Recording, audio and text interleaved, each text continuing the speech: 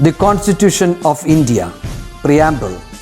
We, the people of India, having solemnly resolved to constitute India into a sovereign, socialist, secular, democratic republic and to secure to all its citizens justice, social, economic and political, liberty of thought, expression, belief, faith and worship, equality of status and of opportunity, and to promote among them all fraternity, assuring the dignity of the individual and the unity and integrity of the nation.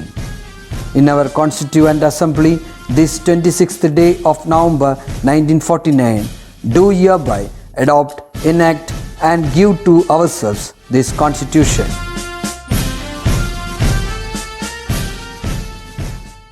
Hi students, welcome back to social science class. After a long back, നമ്മൾ കുറച്ചൊരു gap വന്നു അല്ലേ നമ്മൾ തമ്മിൽ class എടുത്തിട്ട്. So we can start our class, that is Gandhiji and freedom struggle അല്ലേ. നമ്മൾ last ക്ലാസ്സിൽ ഷീബ ടീച്ചർ എടുത്തിട്ടുണ്ടായിരുന്നു, that is earlier movements of Gandhiji അല്ലേ. ചമ്പാരൻ, അഹമ്മദാബാദ്, അതേപോലെ തന്നെ ഖേദ, ദെൻ ഖിലാഫത്ത് മൂവ്മെൻറ്റ് എന്താണെന്ന് എടുത്തു, റൗലറ്റ് ആക്ട് എന്താണെന്ന് എടുത്തു, the brutal event that is Jallian Walabagh. Jallian Walabagh എന്ന് പറയുന്ന ബ്രൂട്ടൽ ഇവൻറ്റിനെ കുറിച്ചിട്ടും ടീച്ചർ വളരെ ബ്യൂട്ടിഫുൾ ആയിട്ട് ക്ലാസ് എടുത്തിട്ടുണ്ടായിരുന്നു അല്ലേ.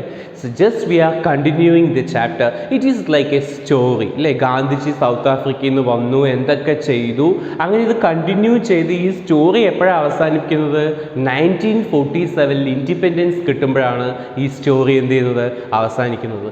So starting from 1917 to 1947 is known as Indian national മൂവ്മെൻറ്റിലെ ഗാന്ധിയൻ ഇറ എന്നാണ് അറിയപ്പെടുന്നത്. It is known as Gandhian era എന്നാണ് അറിയുന്നത്. So we are just going through the major event that has happened during that particular time. Okay, so today we are going to start a new topic, that is non-cooperation movement.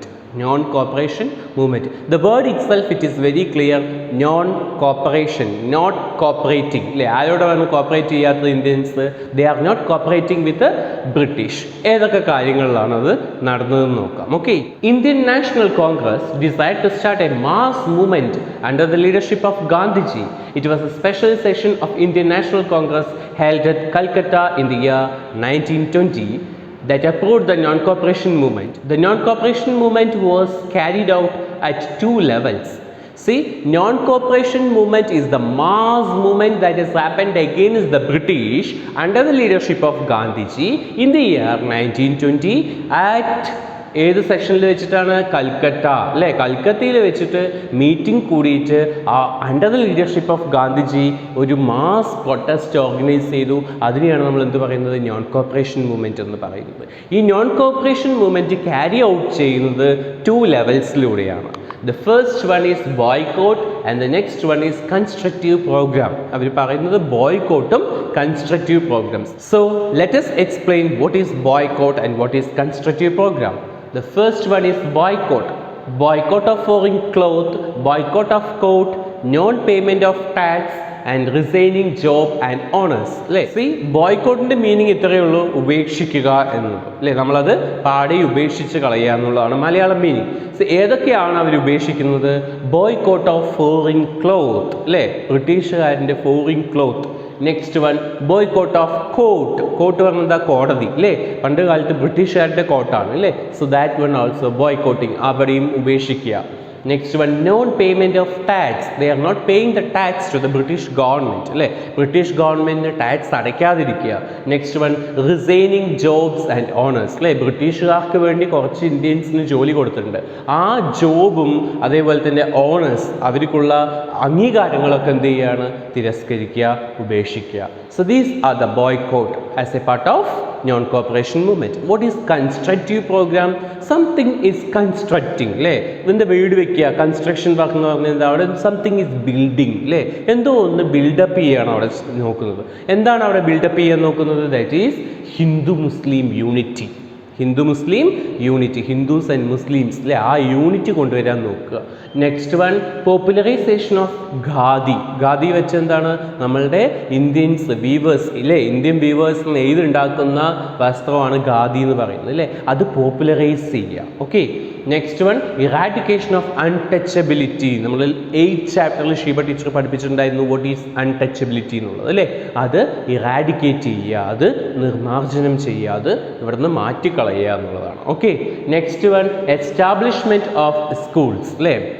Establishment of schools അല്ലേ, വിദ്യാഭ്യാസ സ്ഥാപനങ്ങൾ തുടങ്ങുക. Through education only the society will improve എന്നാണ്. വിദ്യാഭ്യാസത്തിലൂടെ മാത്രമേ സമൂഹത്തിൽ മാറ്റങ്ങൾ കൊണ്ടുവരാൻ പറ്റുള്ളൂ. See, these are the 2 levels of non cooperation movement. Non cooperation movement carry out ചെയ്യുന്നത്, അത് വർക്ക് ചെയ്യുന്നത്, അതിവിടെ ഇംപ്ലിമെൻ്റ് ആവുന്നത് ഈ 2 ലെവലിലൂടെയാണ്. That is one is boycott and another one is constructive program. Okay, this is very important. Okay, the next topic is Malabar Rebellion. Malabar Rebellion, Malabar Kalabam. Okay, we will discuss what is Malabar Rebellion. Malabar Rebellion has happened in the year 1921. The reasons for Malabar Rebellion are, the first one, farmers turned against British. Farmers, they turned against British because of the unjust law implemented by the British government and heavy taxation അല്ലേ.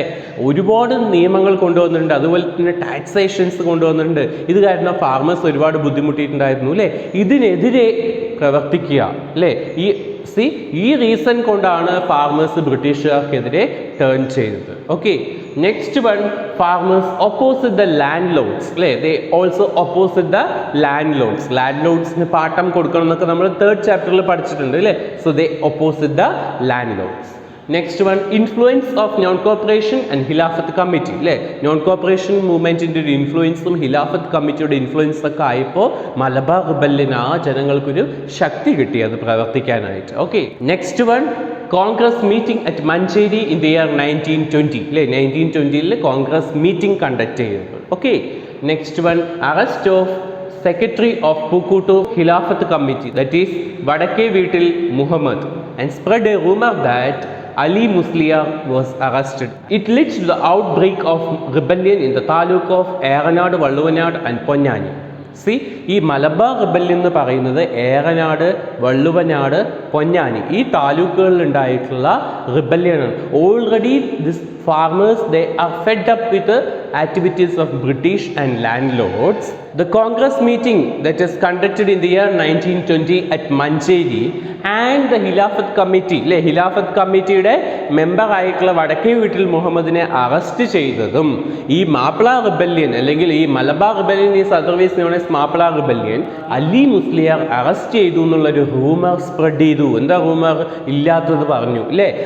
Actually arrest നടന്നിട്ടില്ല, പക്ഷെ അത് arrest ചെയ്തു എന്നുള്ളൊരു fake news അവിടെ കൊണ്ടുവന്നു. So it has triggered the people, that is farmers അല്ലേ. ഫാർമേഴ്സിനെ അത് ട്രിഗർ ചെയ്തു എന്ന് വെച്ചാൽ എന്താ, ഓട്ടോമാറ്റിക്കലി അവരെന്ത് ചെയ്തു, അത് ഔട്ട് ബ്രേക്ക് ഓഫ് റിബല്യന് കാരണമായി. ഓക്കെ, ഈ റീസൺസ് കൊണ്ടാണ് മലബാർ റിബല്യൻ ഉണ്ടായത്. Okay, I think it is clear. The next one is Wagon tragedy in the year 1921. The arrested fighters of Malabar Rebellion were dispatched to Coimbatore from Tirur railway station in a goods wagon. By the time wagon reached Pothanur near Coimbatore, many of them were died without getting air and rest of them were struggling to alive. This inhuman event happened on 10th November 1921 is known as Wagon tragedy. അല്ലേ. Malabar rebellion അല്ലേ, Malabar rebellion നമ്മൾ കണ്ടു. Farmers ഒരുപാട് problems face ചെയ്യുന്നുണ്ടായിരുന്നു. ആ പ്രോബ്ലംസിനെതിരെ അല്ലേ ബ്രിട്ടീഷുകാർക്കെതിരെയും land ലോഡ്സിനെതിരെയും ഒക്കെ ഈ ഫാർമേഴ്സ് ഓർഗനൈസ്ഡ് ആയിട്ട് ഖിലാഫത്ത് കമ്മിറ്റിയുടെയും നോൺ കോർപ്പറേഷൻ മൂവ്മെൻറ്റിൻ്റെയൊക്കെ സപ്പോർട്ട് കൂടി ഈ ഫാർമേഴ്സ് എന്ത് ചെയ്യുകയാണ്, ദേ സ്ട്രഗിൾ അല്ലേ, അവർക്കെതിരെ ഫൈറ്റ് ചെയ്തുകൊണ്ടിരിക്കുന്ന ആ ഒരു സമയത്ത് ഈ മലബാർ റിബല്യനിൽ പാർട്ടിസിപ്പേറ്റ് ചെയ്തിട്ടുള്ള കുറേ ഫൈറ്റേഴ്സ് അല്ലേ, ആ ഫൈറ്റേഴ്സിനെയൊക്കെ ആര് അറസ്റ്റ് ചെയ്തു? ബ്രിട്ടീഷുകാർ അറസ്റ്റ് ചെയ്തു. ഈ അറസ്റ്റ് ചെയ്ത ഫൈറ്റേഴ്സിനെയൊക്കെ അവരൊരു ഗുഡ്സ് വാഗൺ, നമ്മൾ ട്രെയിനിൽ കണ്ടിട്ടുണ്ടാകും. ഗുഡ്സ് വാഗൺ എന്താ നോർമലായിട്ട് നമ്മൾ സഞ്ചരിക്കുന്ന ട്രെയിനല്ല അല്ലേ, ഗുഡ്സുകൾ ഒരു പ്ലേസിൽ നിന്ന് വേറൊരു പ്ലേസിലേക്ക് കൊണ്ടുപോകുന്നതാണ് ഗുഡ്സ് വാഗൺ അല്ലേ. അവിടെ എന്ത് ചെയ്യുകയാണ്, അതിനുള്ളിലോട്ട് കുറേ ആൾക്കാരെ ഇട്ടിട്ട് ഇവിടെ നിന്ന് തിരൂർ റെയിൽവേ സ്റ്റേഷൻ, നമ്മുടെ മലപ്പുറത്തു നിന്നുള്ള തിരൂർ റെയിൽവേ സ്റ്റേഷനിൽ നിന്ന് കോയമ്പത്തൂർ അല്ലേ, കോയമ്പത്തൂർ റെയിൽവേ സ്റ്റേഷനിലേക്ക് ഇവരെ ഡിസ്പാച്ച് ചെയ്തു. ആ ഒരു വാഗണിനകത്ത് അവരെന്താണ് കുറേ പേര് ആ വാഗണിനകത്ത് കുത്തി നിറച്ചിട്ടായിരുന്നു കൊണ്ടുപോയത്. then some of them were died and many of them were struggling to alive. അല്ലേ, കുറേ പേര് ശ്വാസം മുട്ടി എന്ത് ചെയ്തു, മരിച്ചു. കുറേ പേര് അവർക്കൊരു ഓക്സിജൻ ശ്വസിക്കാനുള്ള ആ ഒരു ഓക്സിജൻ കിട്ടാൻ വേണ്ടിയിട്ട് അവർ സ്ട്രഗിൾ ചെയ്യായിരുന്നു, ജീവിക്കാൻ വേണ്ടി സ്ട്രഗിൾ ചെയ്യായിരുന്നു. എവിടെ, കോയമ്പത്തൂർ എത്തിയില്ല, റെയിൽവേ സ്റ്റേഷനിൽ എത്തിയില്ല. അതിനു മുന്നേ ഒരു റെയിൽവേ സ്റ്റേഷൻ ഉണ്ട്, പോത്തന്നൂർ റെയിൽവേ സ്റ്റേഷനിൽ എത്തുമ്പോഴേക്കും around many of the people were died in that event. ഈ ഇൻഹ്യൂമൻ ആക്ടിവിറ്റീനെയാണ് നമ്മൾ വാഗൺ ട്രാജഡി എന്ന് പറയുന്നത്. Okay, I think it is clear. The next topic is Chowri Chowra incident. Okay, Chowri Chowra incident. In 1922, the farmers of Chowri Chowra village in Uttar Pradesh organized a demonstration against the measures of British. The police opened fire at unarmed farmers. As a revenge, the farmers burned the police station, which resulted in the death of 22 policemen. Gandhiji called off non-cooperation movement because of the violation of the principle non-violence. See, Chowri Chowra, അല്ലേ, Chauri Chaura is a village in Uttar Pradesh. ഉത്തർപ്രദേശിലുള്ളൊരു വില്ലേജാണ് ചൗരി ചൗര എന്ന് പറയുന്നത്. So they were conducting a demonstration. Demonstration എന്ന് വെച്ചാൽ തെരുവ് നാടകം, അങ്ങനത്തെ ഉള്ളൊരു ഇവൻറ്റിനെയാണ് നമ്മൾ ഡെമോൺസ്ട്രേഷൻ എന്ന് പറയുന്നത്. They were conducted a demonstration against the British. അല്ലേ, ബ്രിട്ടീഷുകാർ ചെയ്യുന്ന അക്രമത്തിനെയും അനീതിയൊക്കെ ഒരു നാടകത്തിലൂടെ ജനങ്ങൾക്ക് കാണിച്ചു കൊടുക്കുകയായിരുന്നു. ഓക്കെ, അവർ വളരെ സമാധാനപരമായിട്ടായിരുന്നു ഈ നാടകവും ഡെമോൺസ്ട്രേഷനൊക്കെ അറേഞ്ച് ചെയ്തത്. What has happen during that time, British fired, അല്ലേ, ഫയർഡ് പറഞ്ഞത് എന്താ, വെടിവെക്കുക. അല്ലേ, തോക്ക് ഉപയോഗിച്ചിട്ട് ബ്രിട്ടീഷുകാർ ആർക്കെതിരെ വെടിവെച്ചു, that is against Indian. See, അവരുടെ കയ്യിൽ യാതൊരു വിധത്തിലുള്ള ആയുധങ്ങളും ഉണ്ടായിരുന്നില്ല. In that event many of the people died. അല്ലേ, കുറേ പേര് മരിച്ചു.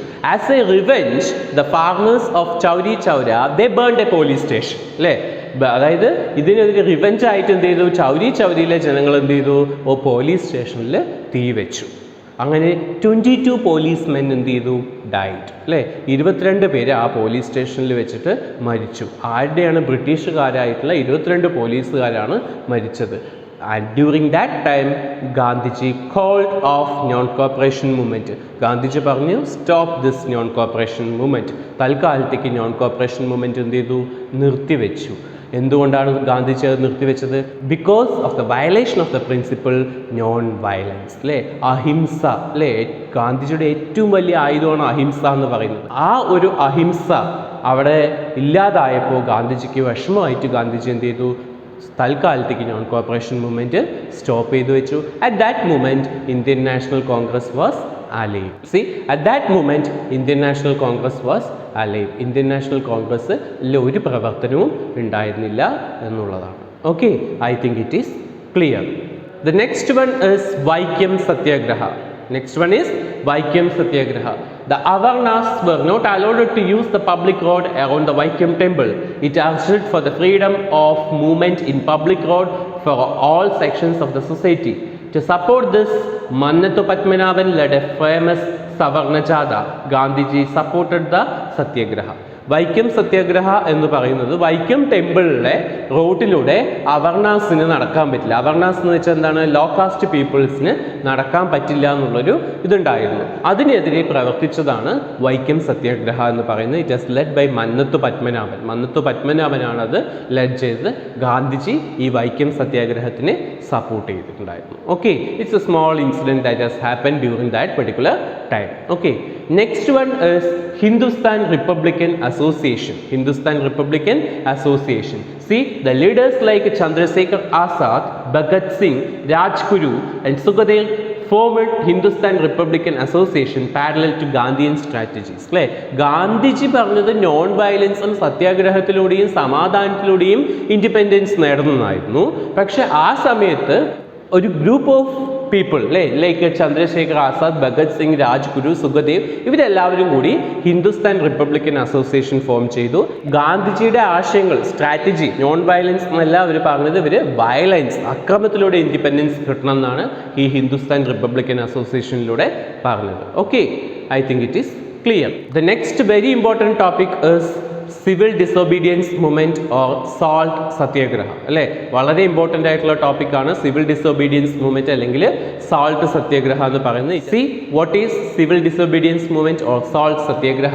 The Indian National Congress session held at Lahore in the year 1929 decided to launch civil disobedience movement under the leadership of Gandhiji. 1929 Indian national കോൺഗ്രസിൻ്റെ meeting conduct ചെയ്തു. ആ മീറ്റിങ്ങിൽ വെച്ചിട്ട് ഗാന്ധിജിയുടെ ലീഡർഷിപ്പിൽ ഒരു മാസ് മൂവ്മെൻറ്റ് തുടങ്ങാൻ തീരുമാനിച്ചു. അതാണ് സിവിൽ ഡിസൊബീഡിയൻസ് മൂവ്മെൻറ്റ് അല്ലെങ്കിൽ സോൾട്ട് സത്യാഗ്രഹ എന്ന് പറയുന്നത്. The aim of the movement was to disobey the law of British, especially salt law. British imposed high tax on salt and for making salt. അല്ലേ, ഉപ്പ് ഉണ്ടാക്കുന്നതിന് മേലെ ഹെവി ടാക്സ് ഇമ്പോസ് ചെയ്തു, അല്ലെങ്കിൽ ഉപ്പിൻ്റെ മേലെ വലിയ ടാക്സ് ഇമ്പോസ് ചെയ്തിട്ടുണ്ടായിരുന്നു. ഈ ടാക്സിനെതിരെയാണ് അല്ലേ ഈ നിയമങ്ങളെയൊക്കെ ബ്രേക്ക് ചെയ്യുക എന്നുള്ള ലക്ഷ്യത്തോടു കൂടിയിട്ടാണ് സിവിൽ ഡിസൊബീഡിയൻസ് മൂവ്മെൻറ്റ് സ്റ്റാർട്ട് ചെയ്തത്. Okay, Gandhiji realised that salt can be used as a weapon to organize the stronger movement. He decided to disobey the salt law. അല്ലേ, അപ്പോൾ സോൾട്ടിന് ഒരു നിയമം കൊണ്ടുവന്നിട്ടുണ്ടായിരുന്നു ബ്രിട്ടീഷുകാർ, ഹെവി ടാക്സ് ഇമ്പോസ് ചെയ്തിട്ടുണ്ടായിരുന്നു. ഈ നിയമം ബ്രേക്ക് ചെയ്യണം. And salt is the tool for getting independence. അല്ലേ, ഉപ്പ് ഒരു ടൂളായിട്ട് എടുക്കാം ഇൻഡിപെൻഡൻസിന് എന്ന് പറഞ്ഞിട്ട് ഗാന്ധിജി തിങ്ക് ചെയ്തിട്ടാണ് ഈ ഒരു സോൾട്ട് സത്യാഗ്രഹ അല്ലെങ്കിൽ സിവിൽ ഡിസൊബീഡിയൻസ് മൂവ്മെൻറ്റ് വരുന്നത്. Okay, declaring the salt Satyagraha Gandhiji said, Gandhiji പറഞ്ഞൊരു വാക്കുണ്ട്, that is either I shall return with what I want or my dead body will float in the ocean. Very important quote ആണ്. That is, either I shall return with what I want or my dead body will float in the ocean.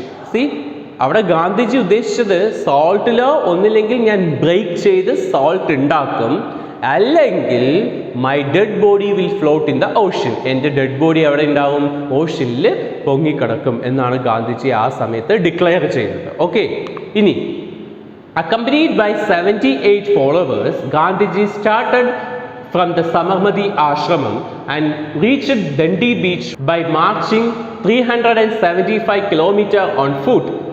On 6th April 1930, he launched the civil disobedience movement by making salt. അല്ലേ, സമർമതി ആശ്രമത്തിൽ നിന്ന് around 78 ഫോളോവേഴ്സോട് കൂടി ഗാന്ധിജി ആ സമർമതി ആശ്രമത്തിൽ നിന്ന് നടന്ന് ദണ്ഡി എന്ന് പറയുന്ന ആ കടപ്പുറത്തെത്തുകയും അവിടെ വെച്ചിട്ട് സോൾട്ട് ഉണ്ടാക്കുകയും ചെയ്ത് he breaked the salt law, salt ലോയെ മുഴുവൻ ബ്രേക്ക് ചെയ്തു ബ്രിട്ടീഷുകാർക്കെതിരെ. അതായത് ബ്രിട്ടീഷുകാരുണ്ടാക്കിയിട്ടുള്ള സോൾട്ട് ലോ ബ്രേക്ക് ചെയ്തുകൊണ്ട് he started or he launched civil disobedience movement. അവിടെ വെച്ചിട്ട് സിവിൽ ഡിസൊബീഡിയൻസ് മൂവ്മെൻറ്റ് അല്ലെങ്കിൽ സോൾട്ട് സത്യാഗ്രഹ അവിടെ തുടങ്ങി എന്നുള്ളതാണ്. Okay, and the leaders supporters salt Satyagraha were north western region Khan Abdul Gaffar Khan.